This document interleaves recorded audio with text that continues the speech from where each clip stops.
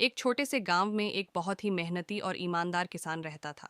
उसके पास एक बड़ी सी खेती थी जिसमें वह विभिन्न फसलें उगाता था।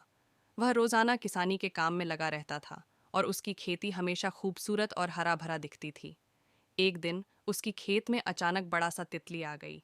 तितलियों को उस गांव के लोग बहुत खुश देखते थे और वे तितली को आशीर्वाद देते। किसान भी उस तितली का देखभाल करने लगा। वह उसे खाने का सामान देता और उसके लिए एक छोटा सा फासले का पौधा रख देता था, जिसमें वह नेकी से फसले के लिए प्रयास कर सकती थी। तितली बहुत खुश थी और वह रोजाना उस खूबसूरत फसले को देखकर खिल उठती थी। वह खेत में इधर उधर घूमती और खुशियां मनाती रहती।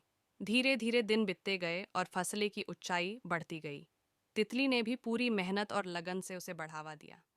उसने फसले के चारों ओर अपनी छोटी छोटी खेतों का ख्याल रखा और उन्हें खुद बचाया।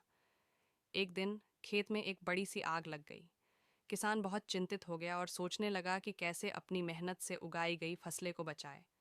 तभी उसकी नज़र तितली पर पड़ी। तितली बहुत ही साहसी थी। वह अपने पंखों से खेत के ऊपर उड़ी और बारीक सी बूंदों से आग को बुझाने लगी। उसकी मेहनत से आग शीघ्र ही बुझ गई और सारी फसलें बच गई।